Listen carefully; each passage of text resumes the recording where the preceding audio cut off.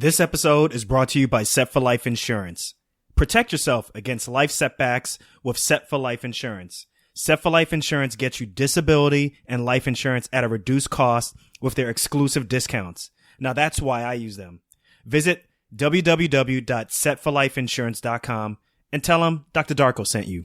No, I consider myself a nomad in that I don't really have a sense of home. You know, I was born and raised in Germany, which I didn't really consider home for various reasons.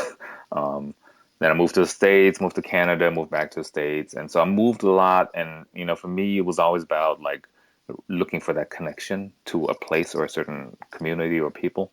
And so for me, photography became about like, you know, manifesting that connection. Welcome to Docs Outside the Box podcast. This is your official show, looking inside the minds of cutting-edge and innovative doctors. Think you'll find these stories in any medical textbook? Sorry, you're getting real life insight from men and women pushing the envelope beyond medicine. Ordinary doctors doing extraordinary things. Let's start now with your host, Dr. Nee Darko.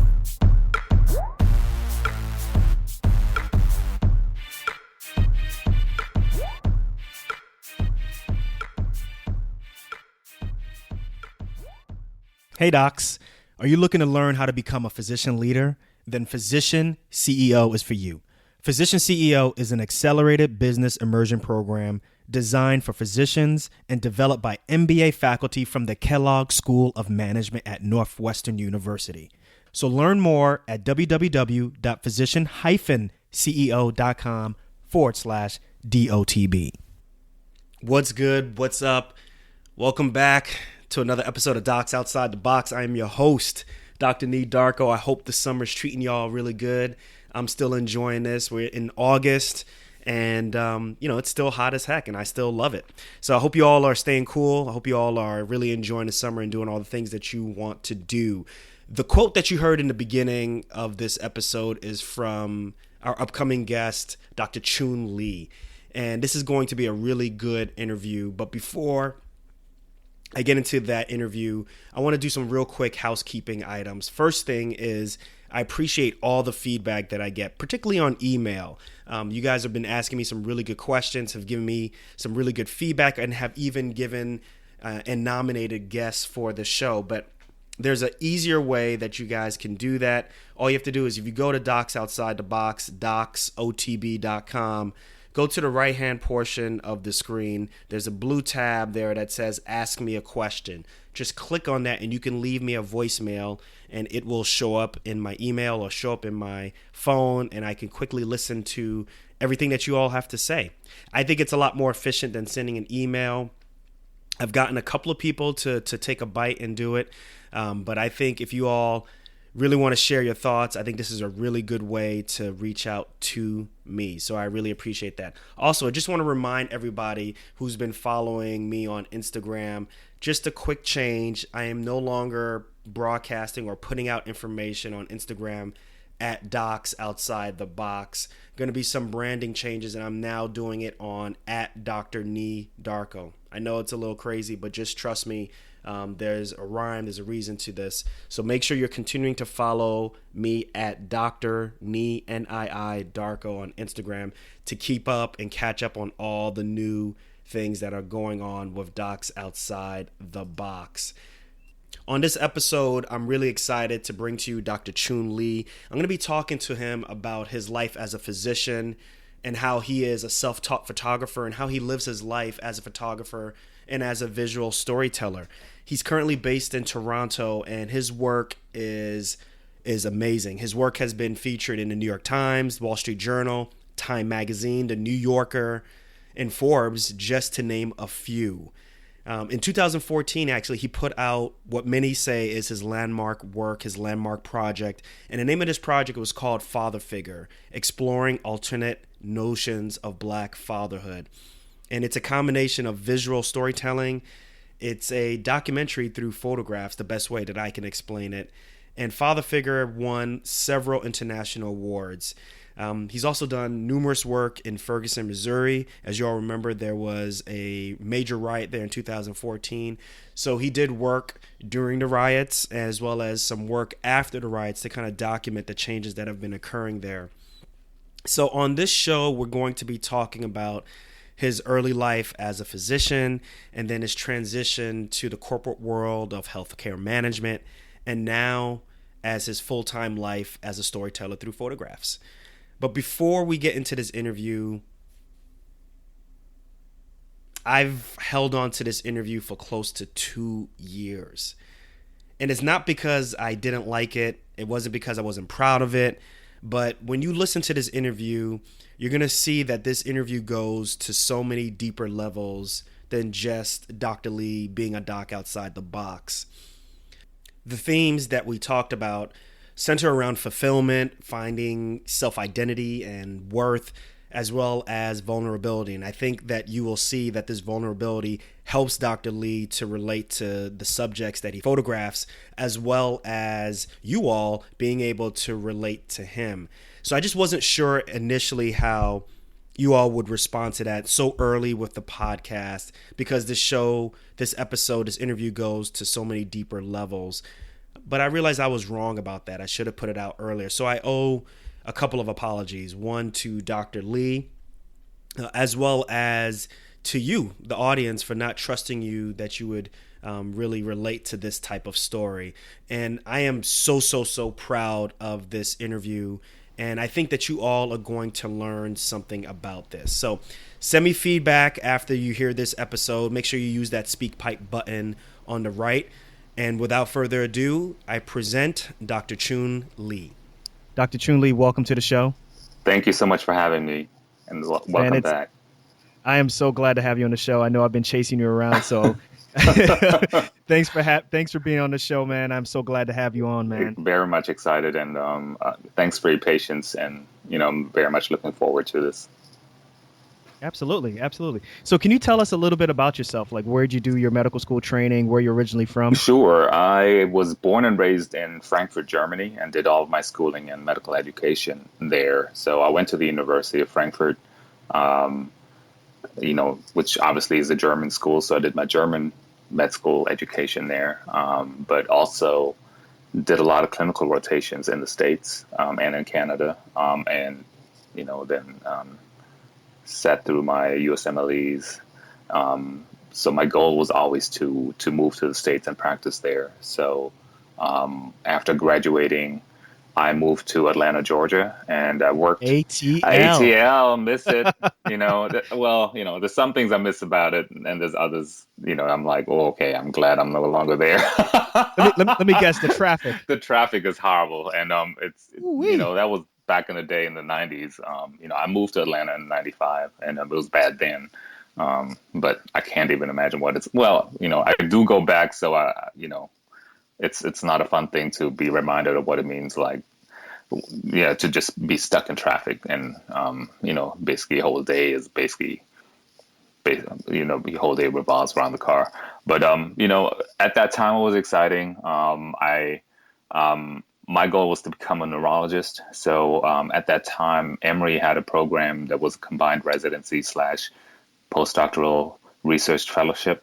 And, I did my first 2 years working in neuroscience and doing a bit of clinical work to support that research. So that was 2 years of sort of neurobiological, neuroscientific research. Most of it happened at Emory, and there was a lab also at Morehouse Medical School. So I sort of went back and forth. So I did that for 2 years. And, then if things had stayed the same, I would have gone on to do my neurology residency to complete the program. But after 2 years, I decided, that was no longer for me. So then I decided to branch out and do something else. So I moved to Canada, where, I'm still to this day. I'm in Toronto, Canada at the moment, but I've also lived in Chicago and Philadelphia.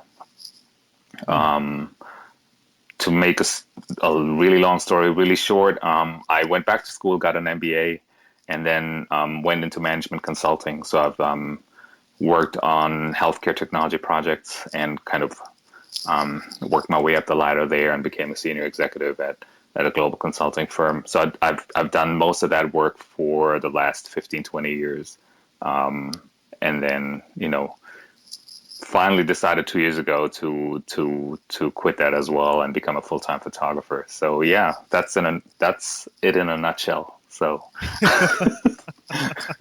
Now, let's go back to when you were doing the research in neuroscience. sure. And you said that it wasn't for you.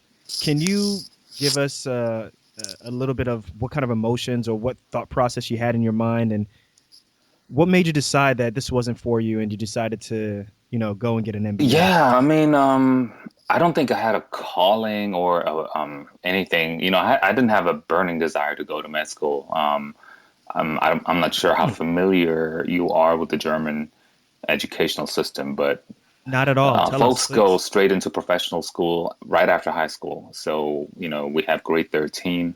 And by the time we finish that, we're like 17, 18 years old. And then you go straight. In my case, I went straight to med school. And, you don't have an idea of what you want to do, not at that age, at least, or at least I didn't. I was just a kid with good grades. And, my mom was a nurse. So she decided, okay, you're going to become a doctor.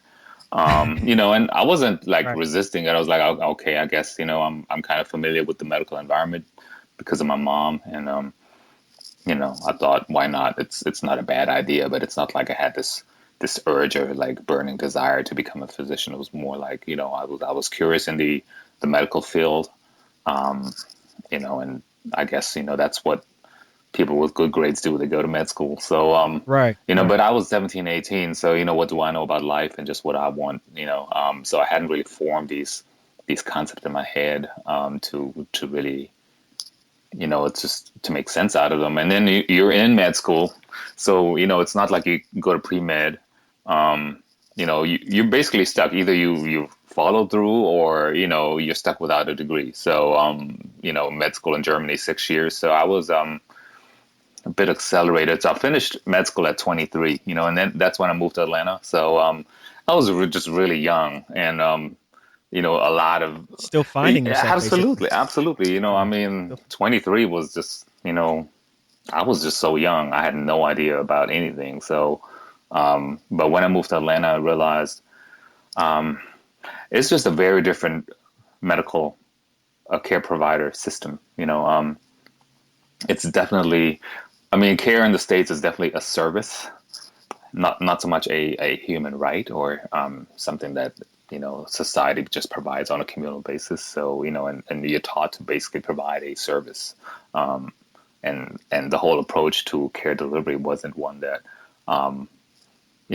sat well with me because it just left out so many other aspects of care that you learn about, but then you can't really apply them in practice. So for me, it was very frustrating to sort of know better but not be able to do better because Okay. there's certain things that the insurance companies prescribe that you can deliver, or there's Right. certain protocols that are being deemed prudent because that's what is being practiced at this hospital. So and not that any of this is wrong. It's just like I was always vested in the whole person, and so for me, it was hard to divest myself from what I had learned in theory to then kind of just managing care. So and so this whole notion of like, well, if I have to manage somebody's care rather than delivering healthcare, why don't I just go into the business of doing that? And so Yeah, I saw that. It's almost like you're merging e-health with consulting. I looked you up on LinkedIn, so that's okay. why I stalk all my guests. So I saw that. So like it's almost like you merged both of those and created another career from Yeah, it. I mean, I didn't want to abandon healthcare per se, but I thought I could make more of an impact, not in day-to-day patient care. For me, it was frustrating to see patients come in and you kind of treat their symptoms and, they're better temporarily, but then they come back with the same stuff, because you're not addressing things on a system level. So for me, I thought, if I could do that, maybe I can have more of an impact. So, I was also interested in computer technology and information technology. And so at that time, the whole buzz around EMRs and EHR started. And so I was very, very interested in this whole transition from paper to digital and how that could impact care. So So let's talk about now your life over the past 15 years. How could you summarize your last 15 years? Do you think it was? Do you consider that part of your practice, or were you just like, man, this is just a different part of medicine that I'm doing? Did you find more fulfillment in that? Oh, that's a good question. Fulfillment in this, in the aspect of, was it a long career and hard work? Definitely. So, there's a lot of fulfillment in that. But in terms of the original premise of why I wanted to do it, in terms of making an impact, I'm not exactly sure if that's sort of where my fulfillment comes from, because basically became a corporate executive. So you do a lot of corporate executive work, and the healthcare aspect kind of just falls back. You work I see what you you're work saying. in the industry, you work with healthcare clients and state and local and federal governments, but is the actual work healthcare work? Probably not. I think I was more of a sales and business development executive, managing projects, managing teams, and doing most of the stuff around it. Being a subject matter expert helps, but in terms of did I have any measurable impact on somebody's life, I would hope so, but it's hard for me to sort of make that connection. So, and I don't know if you heard this term in the United States. We say, at least in healthcare, we say there are the suits, and then there are the scrubs, right? And Oh it's not yeah. derogatory. It's just that Oh, obviously the absolutely. scrubs are more like you're in the Oh, trenches taking care of absolutely. patients, and then the suits. So it looks like you successfully transitioned to being a suit. Right. That was a big transition in itself, sort of going from scrubs to being a suit. And, basically a lot of people even ask me about that. There's a lot of physicians that ask me about just like, how do I do that? I'm not interested in patient care anymore, but I want to go into administration or, become a healthcare administrator, manager of some sort. And how do I do that? So a lot of that. So transition was always a part of my life, but I guess the fact that I'm no longer doing this means the answer is, I guess I wasn't fulfilled with that either. So, Mm, mm. Which brings us. It's a natural segue into your life as a photographer, right. which is a very big deal. You're not just carrying around a point and shoot. Like you are nationally known, nationally acclaimed for Oh my your work God. as a photographer. Take us through that process of like what you've been doing for the past 15 years Yeah, to getting into photography. Like, how did that happen? Take us, we want to be a fly on the wall. What sure. happened? And again, it's, I think I've always had a sense about being an artist. So before I went into med school, I had an opportunity to go to art school and become a painter, and I didn't take it because, again, my mom said, you're going to become a doctor, and I did that. I was 18, I didn't know, I didn't like the idea of being a starving artist. But the notion of being an artist has always kind of stuck around. But it wasn't something where I wanted to pick up photography. Matter of fact, I had no interest in it whatsoever. The whole technical aspect of photography, cameras, settings, and lenses, and all that tech talk. Like it bores me to death. Like I know the stuff now because it's just part of learning the trade. But I don't want to have conversations around it. So So wait, you don't like talking about aperture and nah, I don't. I mean, I'll do it. ISO?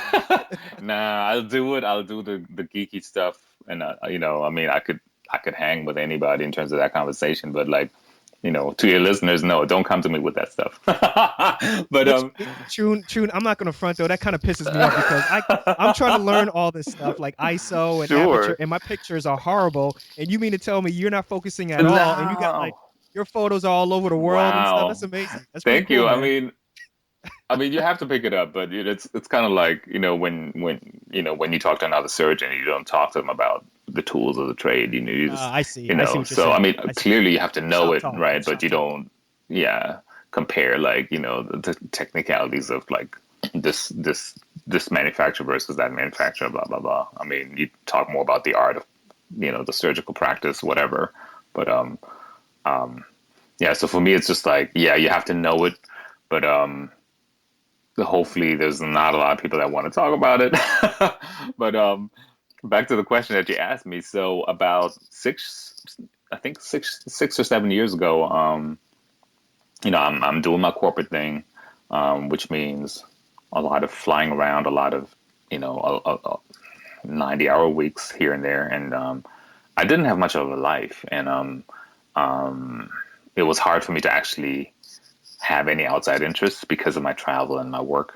So a coworker of mine said, look, you're going to burn out. As a matter of fact, I think you're already burnt out. So you need to pick up some kind of hobby along the way. Clearly, you can't have pets or anything. So she gifted me a camera for my birthday. I think it was in 2008 or 9. I had already dabbled with photography, but more from a social media perspective. Everybody at that time was joining Flickr. And so I thought, okay, let me just go on and just see what that's all about. But I had no interest in photography. And she said, look, I'm giving you a camera.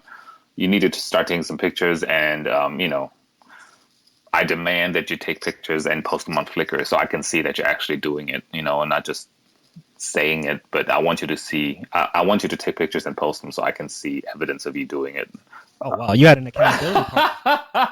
Yeah, I mean, she was also sued, and she was all about metrics. So he's a gift, but I want to, I want some measurable things happening. So I went through the motions because again, it was something that was forced upon me, and just to make her happy, I just posted pictures of just everything I was doing. Like flowers, birds, bees, building, and just.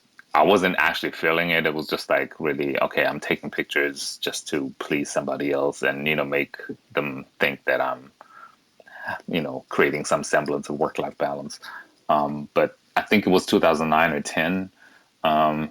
Something clicked when I took pictures of strangers in the street, and when I posted it on Flickr, people really resonated with it.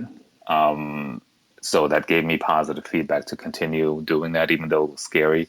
And part of me was fascinated by the idea of approaching somebody that you don't know on the street and kind of forcing them to open up and give consent, but also forcing you to open up as a person and, getting them to allow you to take a picture. So that interaction is very much like, like it's like a provider-patient interaction almost. That's what I was going to ask you. Do you think that you had any advantage to doing that since you already were a physician? I wouldn't call it an advantage. It was more like an awareness of what that means and how to honor that. A lot of photography, the language in photography is very like, it's very, very much like going to war. You're grabbing shots, you're stealing souls and all that stuff. And I wasn't really part of that. I was more like, hey, can I make this a one-to-one interaction, to let somebody know I'm not here to steal your picture, but I really want to get in on your life and, get in on your story. And for me, that became the reason to continue with this work, is to really get in on somebody's story. It's like taking somebody's history, so, what is your story? Why are you here to see me? And I kind of took that same approach on the street, as to, just to approach people based on what I thought was their story, and not necessarily with the interest of taking a picture. So I ended up actually talking to a lot of people on the street, just to get their story. And more often than not, I would actually not take the picture, or, they wouldn't allow me to take their picture. And I still found that fulfilling, just to say, I had a great interaction with somebody. And so, yeah, I was kind of hooked on just doing that.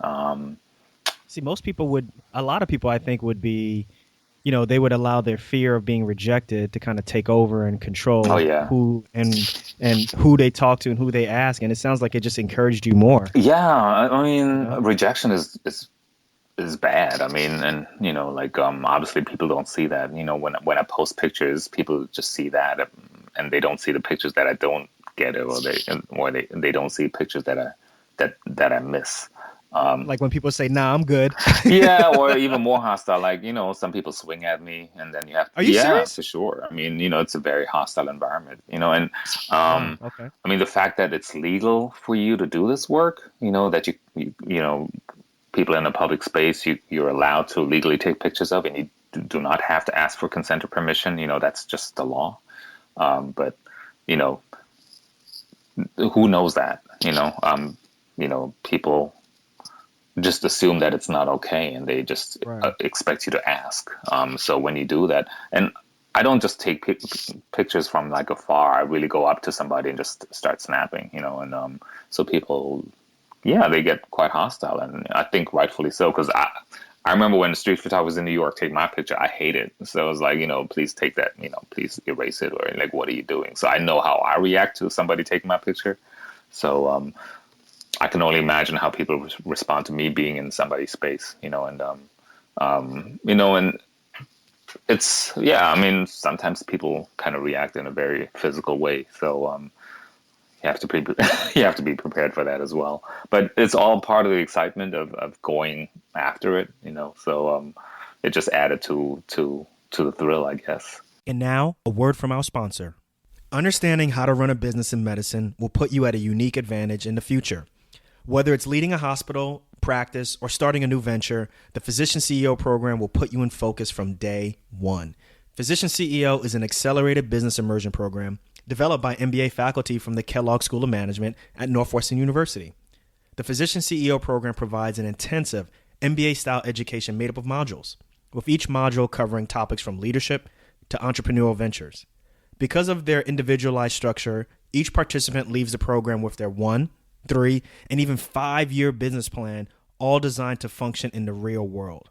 If you're a physician who is looking to start your own venture, lead your practice or department, or even start planning for succession out of medicine, then you can't afford to miss this opportunity.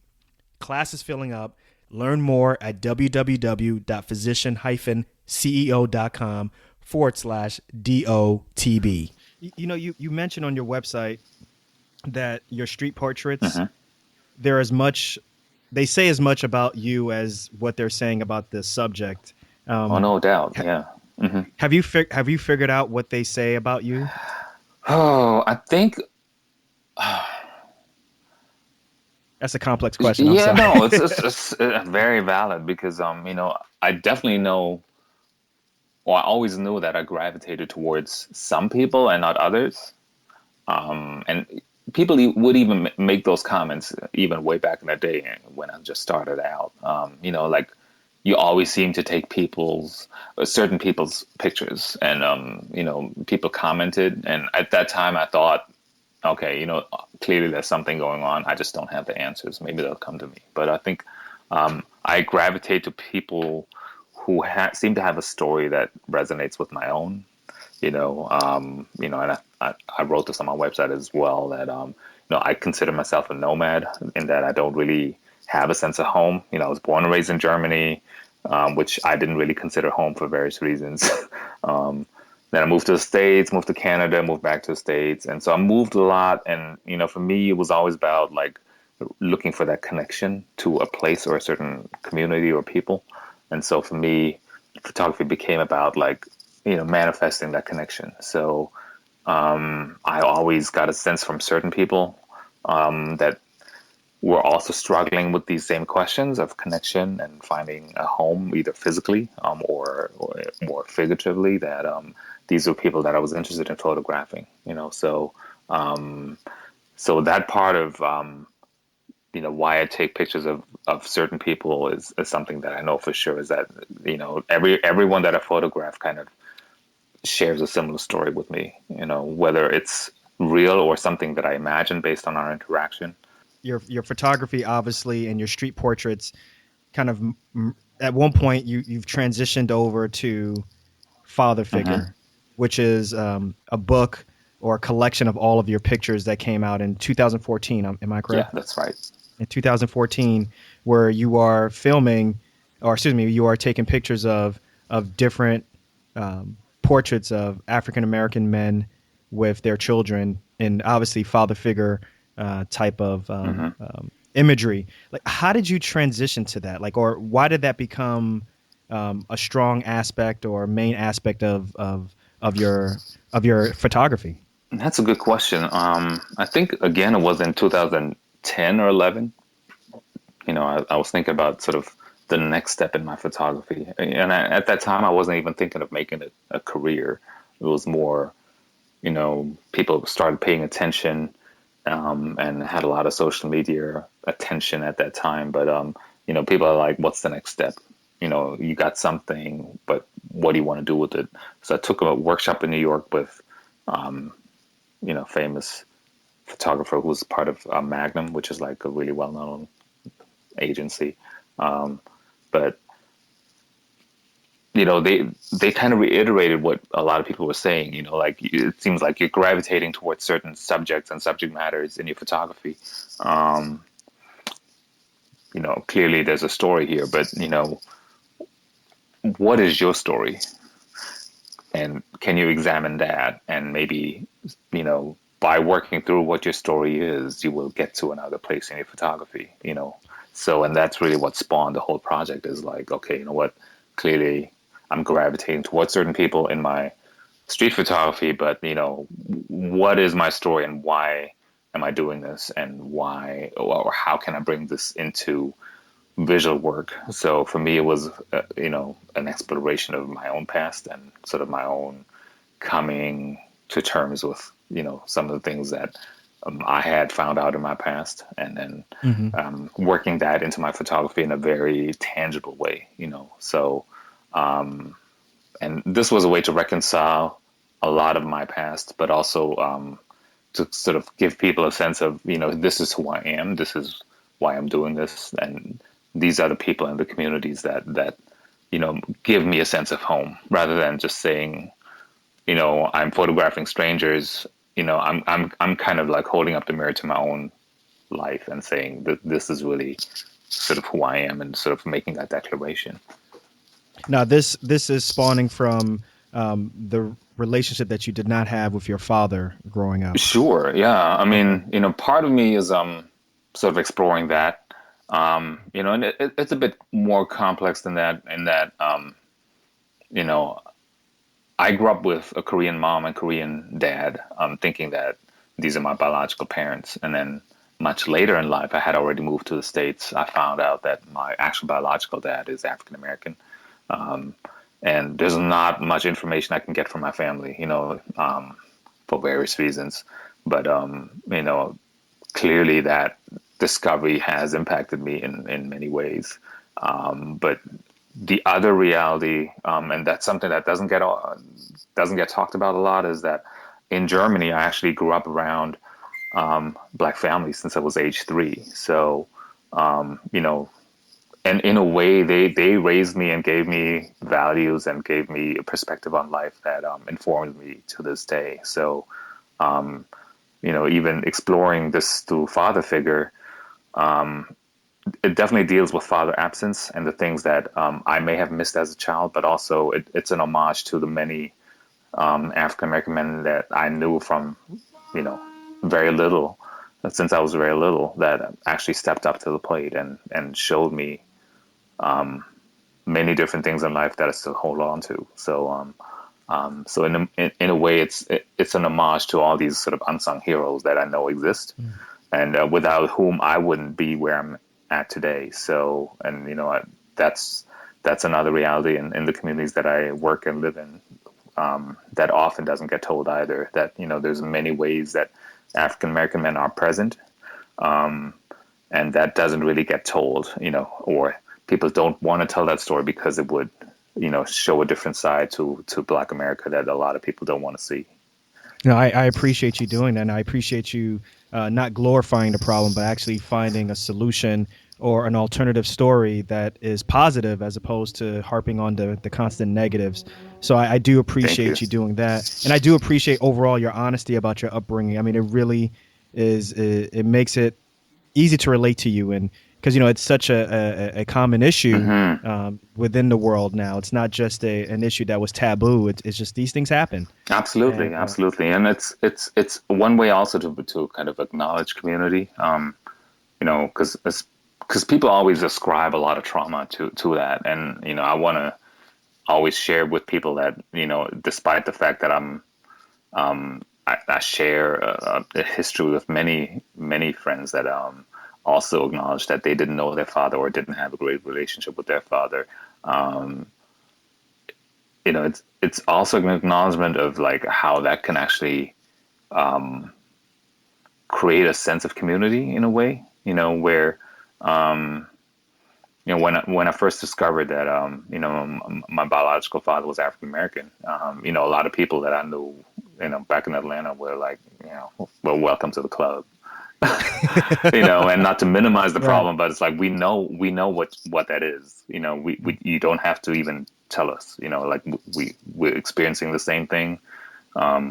We know what that's like, and that understanding is really is critical, because it's also it's also a way of acknowledging that my work is not, people say, well, you're showing all these African American fathers, but don't you think it's a huge problem? And I'm like, of course it's a problem.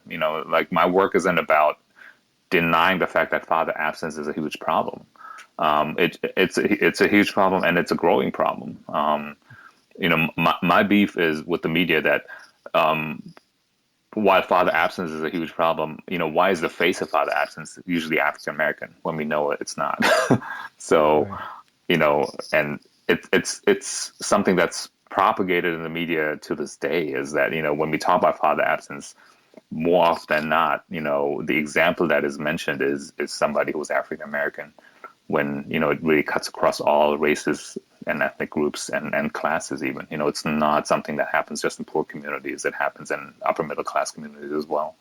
And so, Absolutely. It's more an acknowledgement of, can we have a conversation around father absence, but not stigmatize an entire community around it? And so let's talk about father absence and what that means. But let's also acknowledge that it is, not something that's exclusive to the Black community. I love that answer. Thank you. Now, is there any aspects of medicine that sneak into photography, or what you do with photography? Oh yeah, absolutely. I think everything I do is, I approach it like a patient-provider interaction. So really, a lot of my photography hinges on getting access to somebody on a very intimate basis, and so for me, it is very much about establishing trust.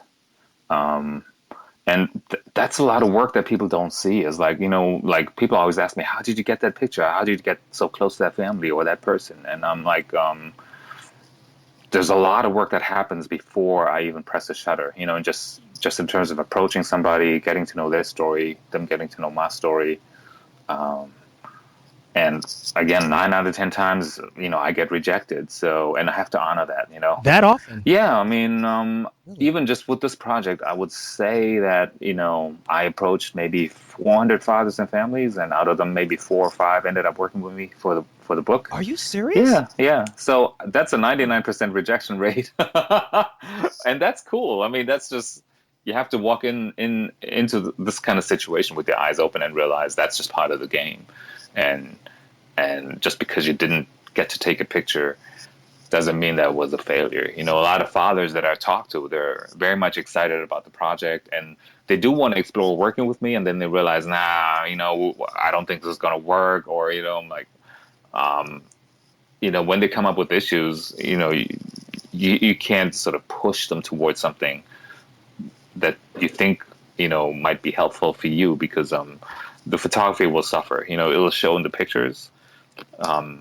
If it's forced or if it's artificial, it'll just show. And so you have to just let that go. But at the same time, a lot of fathers that I ended up working with, they say no at the beginning, or even after you gain trust, there's phases where they reconsider and say no. Many come back later and say, okay, we're ready now. And so it's just like any relationship, like, it goes through its phases. So, and you have to kind of work with that. Just because you gain somebody's trust doesn't mean that the trust is always going to be there. It's, something that can be given but also revoked. And it's much like any sort of challenging patient interaction. You kind of have a history and a career, people talk about a patient career in healthcare, and so you kind of just accompany people on their journey or their career as patients, and as a provider, you kind of learn how to just roll with the punches, and kind of let people be who they are. And so a lot of that aspect of care sort of finds its way into my photography. I'm not here to sort of push people into a certain visual story. I'm like, if it happens, it's great. If it doesn't happen, I can't. I'm not their daddy. I can't expect more from them than they're willing to give. And while that might be frustrating, I think all these years in healthcare kind of prepared me for that frustration. So, Okay. and I think a lot of photographers that are younger and sort of coming up, they get hung up on, not being able to sort of deal with it well, and they just move on to something else really quickly. And for me, I'm just here for the long haul, so. And the goal was never to publish something in terms of a book, but just to kind of accompany people on their journey. So for me, that was really the fulfilling aspect, is to just be there for people. It's just that the camera allowed me, or it gave me a tool to do that and to document that process. But in many cases, it's exactly like any patient interaction, that you have on a longer term basis. So sometimes it's great and sometimes it's not so great. Right. Absolutely. Take the good with the bad, right? Absolutely. Yeah. Right. Now, how did Father Figure, and obviously being published, how did you transition from Father Figure to, on your website, you have Black Love Matters, which appears to be around the riots and the uprising within Ferguson, Missouri. And then you also have Fade Resistance also. Can you speak a bit about those two projects also? Sure. I mean, I think personally there's a continuity in terms of all of my work, because even with Father Figure, I wasn't striving to do something iconic or to shoot many scenes or moments that are iconic, or many fathers that America would deem are iconic. But, focus really on the everyday family, the everyday father, and sort of many everyday moments that kind of usually get lost in the shuffle, like very private, fleeting moments between fathers and their children that happen on an everyday basis, but we don't get to see them. And that's sort of the feedback I use to kind of propel me forwards, is when people look at my images, there's nothing really, how would I say that? There's nothing dramatic about them. They're just very intimate and very sort of quiet and very low key. And a lot of people looked at that and they said, you know what? I never noticed it, but now when I go to New York and go on in 125th Street, I see a lot of fathers with their kids. After school is out, I see them on the bus. I see them waiting, to get food. I see them. I notice them. I never used to notice that. And to me, that's a sign that people's attention is shifting somewhat. Absolutely. That's got to be promising. Absolutely. Because I think, again, it's all in these sort of everyday moments that I think a lot of story happens in these sort of very quiet moments. It's not in the big, dramatic sort of media coverage that we kind of tend to expect, and same with the work I do in terms of other projects, whether you refer to Ferguson and Black Love Matters, or even the Fade Resistance project. It's really foregrounding, the everyday reality of African American life in the States. Because again, we focus so much on what's not working, like the pathology and the dysfunction, and media is very much ready to sensationalize that, and at every step, because that's what sells, is the sensationalism of Black death and Black pathology and the negativity that surrounds Black communities. People are very much ready to point that out, and it's always something that makes a front page story, and we don't really focus on everyday stuff that's there, but people don't want to see it, or it gets lost in the shuffle again. And for me, I want to say, no, it's worthwhile noticing. And so for me, it's worthwhile capturing and pointing out, but also I want people to notice that while the media is focusing on the sensationalism, there's so much that people, if they open their eyes, can actually see. Yeah. So, I mean, just going through your pictures right now, I noticed that there are very few pictures of the actual riots and more of just life there. People going to church, people opening their shops, people standing maybe outside of the rubble, right. Of some of the destruction that occurred. And that's very fascinating, very poignant that you noticed that and mentioned that. Yeah, and I mean, it's, again, not to gloss over these problems. People say, you want to sugarcoat your problems. I'm like, no, but part of humanity and part of being, part of living is that you're also trying to overcome. You're also trying to address. You're also trying to not just succumb to the struggle, but you're trying to make sense out of all this in your daily lives, and not in big iconic ways, but any mother or father is just trying to do what they need to do is to take care of themselves and their children, and then what does that look like, and it's very basic things that I think, again, everybody can relate to. Everybody that's a mother or father can relate to a mother or father struggling to provide for their children. In terms of the conversation that you say that you have with various folks, what's been the feedback? What's been the conversation that you've gotten from your previous colleagues, whether it be medical or within the corporate world? Wow, that's a good question, because in many ways, it's hard to have a conversation with people who I would call my coworkers, because a lot of it is, I think people don't necessarily accept the fact that I'm gone.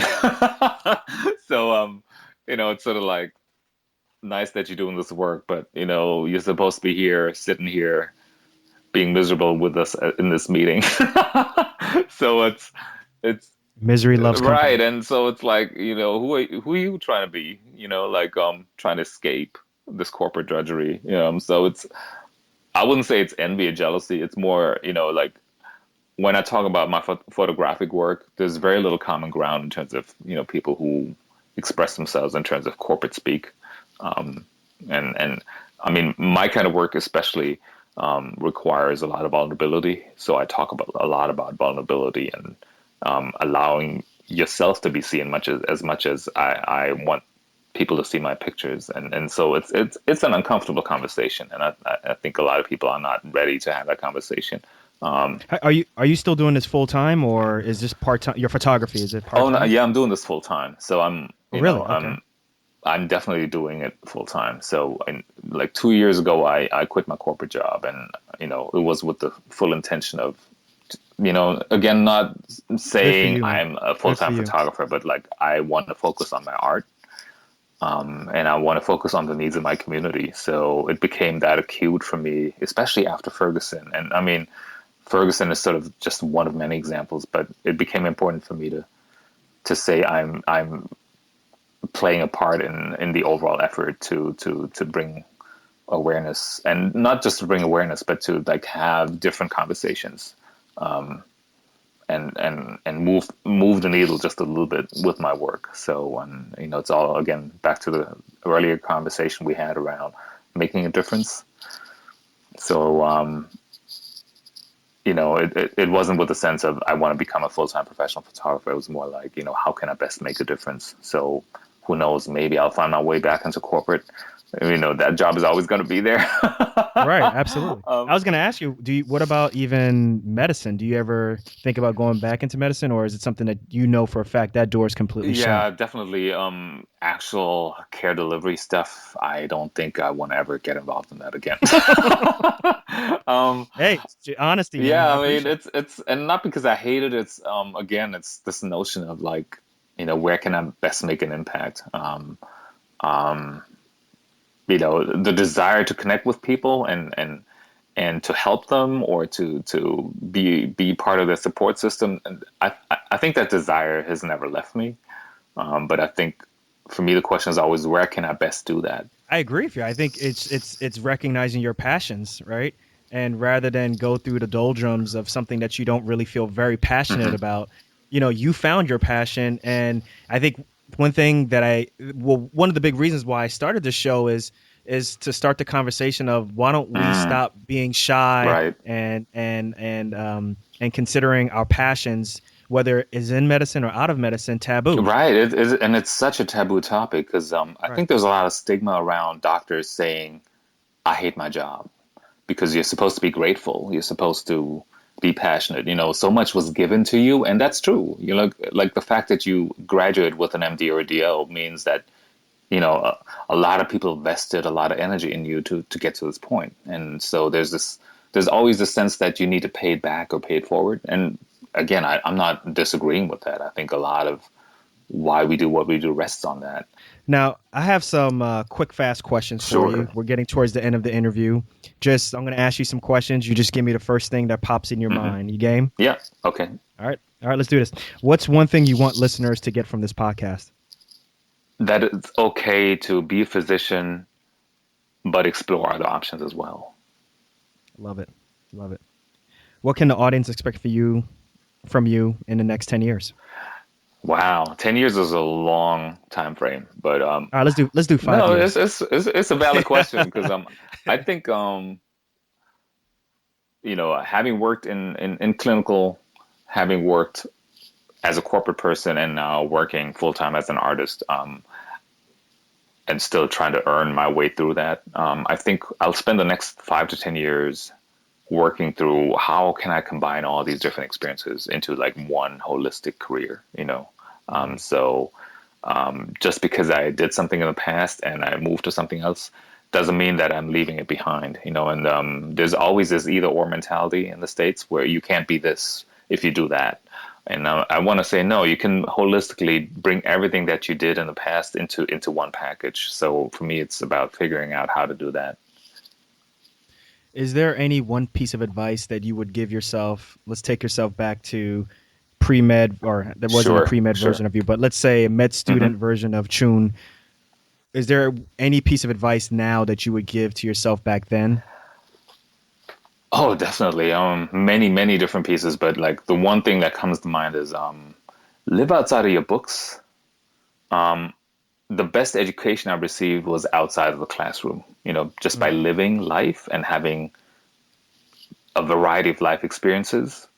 And that informs you as a professional also. It forms the way you deliver care. It informs the way that you look at the practice of medicine, much more so than you can get from a classroom or from a textbook. So I would encourage people just to live life. Again, I was 23 when I graduated med school, and I was just too young. I mean, it's okay to bring more life experience into med school. So maybe that's something I would offer up, is for people to seek more of these direct life experiences. Love it.